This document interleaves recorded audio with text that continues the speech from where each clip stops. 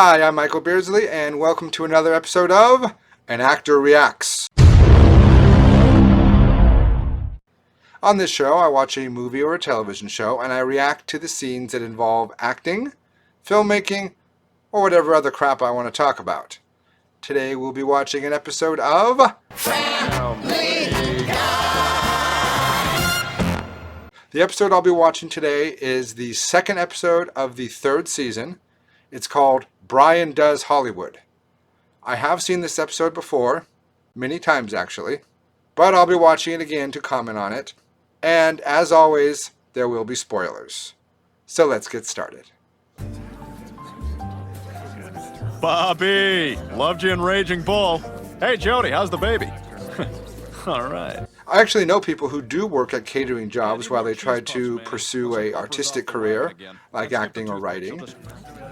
Keanu Reeves, wow! I don't usually gush, so you'll have to forgive me, but when I was writing Coast Guard, that's what I do, I'm a writer. Anyway, if you behave like Brian is behaving here, you will lose your job real quick. You can't go through a party and talk to the celebrities like that. I mean, come on. Come on, Brian. Hey, Bri, did you hear about Jason? Paramount bought his script. They bought Death Spares Not the Tiger? $100,000. Pretty good, huh? Selling a script to a studio for $100,000, that number is not unreasonable. It's really hard to do, but it happens. Maybe Death Spares Not the Tiger is a brilliant script. Jeez, he's been in L.A. how long? Unbelievable. You know he actually called the main character John Everyman? Okay, maybe Death Spares Not the Tiger is not a brilliant script. However, there are a lot of bad movies made. Those scripts come from somewhere, so hey, I'll give this one a pass. It could happen. Success does come faster to some people than others. It's not always based on talent. In fact, often it's not. Well, good for him. So this next scene falls into the other crap category. It's not about filmmaking, it's not about acting. What it is about is Bill Cosby. It's okay, take your time. Then what happened? He said he would kill me if I ever said anything. Do you remember what he looked like? Yeah, he had You look like Bill Cosby. And he had a big, stupid doo-doo head. This episode came out way before all the allegations and before Cosby went to prison. But after all that's happened, this scene has a whole different meaning.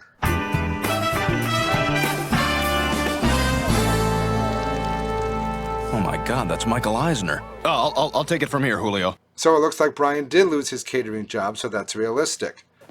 Here you go, Mr. Eisner. It's been Brianized. Every car I hand wash comes with a smile, an air freshener, and a copy of my can't-miss coming-of-age teen comedy set in Wisconsin. He's going to get fired from this job too. Producers generally will not take unsolicited scripts, because if they do, and even if they don't read it, if they then make a movie that has similar themes in the future, that writer can say like, well, he took my script, he read it, and he stole my idea, and try to sue them. And they just don't want to deal with that.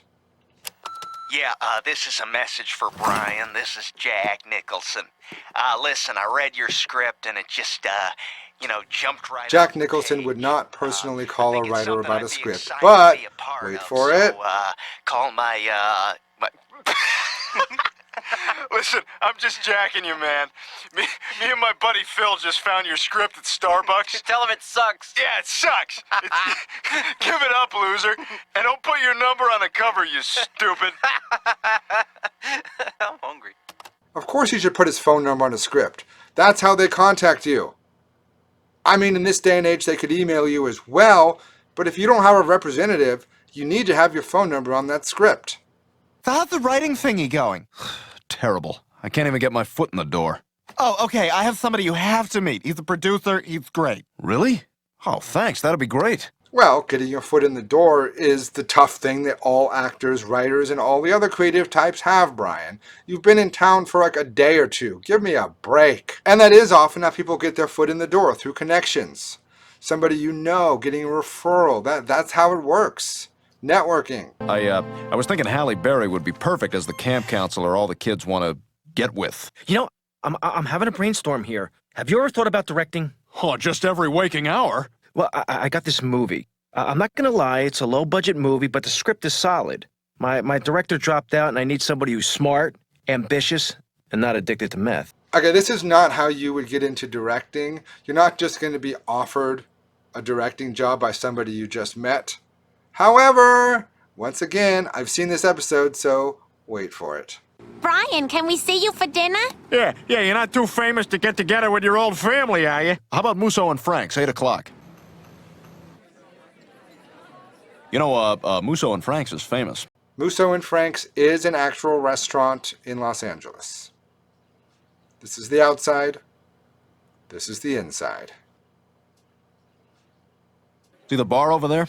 Great writers like Hemingway and Faulkner drank there. Hey, where'd that guy who wrote Porky's drink? Huh? Just in case you're wondering, Bob Clark wrote Porky's. He also directed it.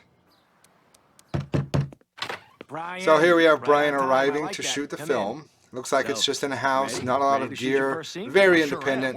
I've done a lot of films like that. I haven't done a lot of films like this.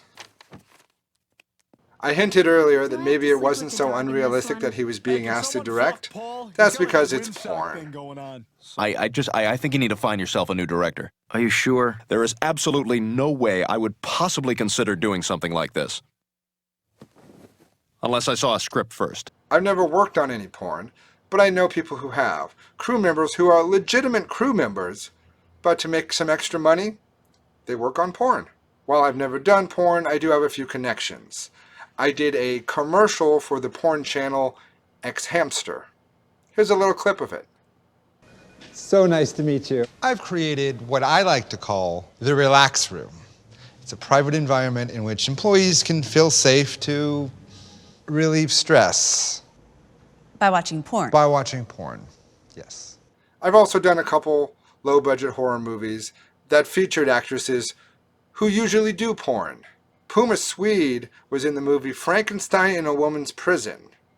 Yes, that is the real title, and by the way, it's the third of a trilogy. Yep, there's an audio commentary for it.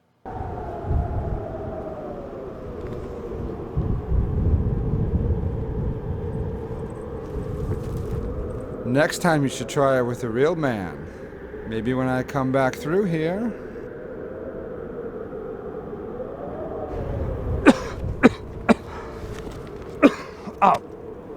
That's mine.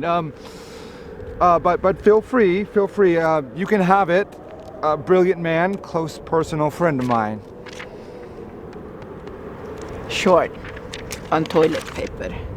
And then I did a movie called Dracula's Sorority Sisters that starred Missy Martinez, who I didn't know at the time is a porn star. She was not very nice to me. She might have thought I was a fanboy or something. I really had no idea who she was. The movie's never been released, but there is a preview online, so here's a clip from that. Wow. Feels like you girls sucked the life out of me. Okay, we will now leave the rabbit hole of porn and go back to the actual episode of Family Guy. Brian said he was gonna be on the set all day. Huh? On the set. Listen to me. 2 days in Hollywood and I sound like a contract player. Contract player is not acting lingo. Maybe back in like the 30s when actors were contracted to a studio, that was a thing. But I have never heard that term except from Lois. But then again, that's the joke. Okay. Nice take, Jenna. But let's try giving the lines a little subtext this time. Your husband's always away on business, and you feel increasingly isolated and unloved. So you begin to think maybe you should go back to graduate school and finish your dissertation. And that's when you notice the cable man has taken his pants off. This is the kind of thing a director might say to an actor, though probably not in a porn. Also, that microphone, usually people would be holding that on a boom pole because microphones are directional and they need to aim at the person who's speaking. Oh, wow, a real movie set. Hey, this house looks kind of familiar. I'll bet Samuel L. Jackson is here. He's in everything. At the time this episode came out, and frankly still, Samuel L. Jackson does a lot of projects. In the year this came out and the 4 years prior, he had 21 projects. Some television, some movies, some other random stuff. The odds are pretty good, Chris. There's Brian! All right, now, Samuel, when you lay her down in front of the fireplace, I want you to enter from... Oh, my God. And there we have Samuel L. Jackson. Enough is enough! I have had it with these monkey-fighting snakes on this Monday to Friday plane! The camera they're using here is a film camera. Porn is generally not shot on film. Film is very expensive. Later in the episode, we see some cameras on the set of Kids Say the Darndest Things. Those ones were pretty accurate to what TV cameras looked like at the time. Good news, good news! What, more people I love think I'm an arrogant jerk? You're more than that, Mr. Nominated for an Adult Movie Award for Best New Director. A Woody? I'm up for a Woody? There are actually adult movie awards. They're called the AVNs. They are not called Woodies. And there's actually no category for Best New Director. Also, he just shot the film. Yes, the turnaround on porn is very fast. But not that fast. The ceremony for the AVN Awards does not take place in Los Angeles. It takes place in Las Vegas. You're nominated for 3 of the 7 films you directed yesterday.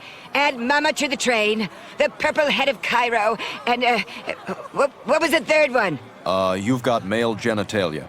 They actually do that. They'll take a hit movie title and make a parody name of it. Some examples are The Da Vinci Load, Ass Ventura Crack Detective, and Edward Penis Hands, which, by the way, has 2 sequels. The next award is for Best Original Score in an Adult Film, and the nominees are... Here we have Ron Jeremy. He's a very well-known porn star, and if you're in Los Angeles long enough, you will meet him. He just tends to turn up everywhere. I've ran into him at a screening once, and then he turned up at the film collective I help run. We make movies. He was a friend of a member. Not that kind of member. Whoa! Oh, wow! My God!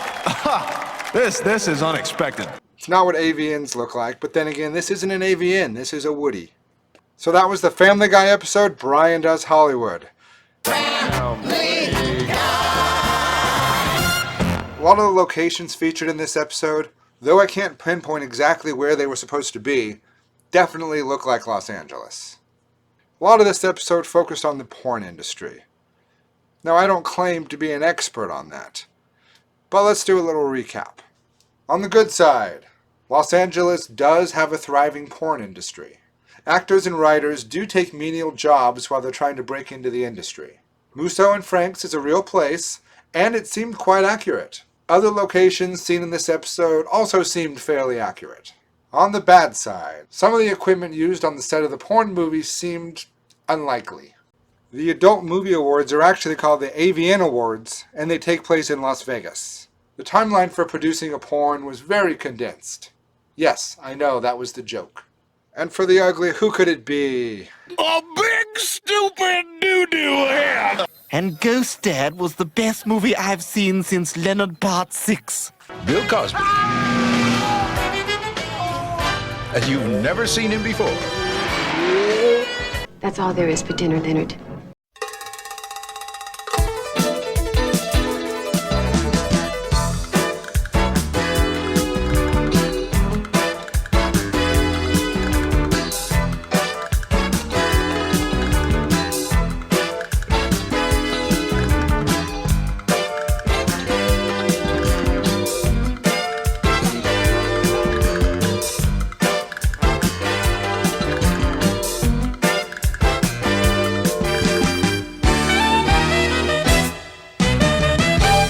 So that does it for this episode. If you like this video, hit the thumbs up, subscribe to my channel, leave me a comment, and be sure to check out my other Actor Reacts videos, Entourage and The Simpsons.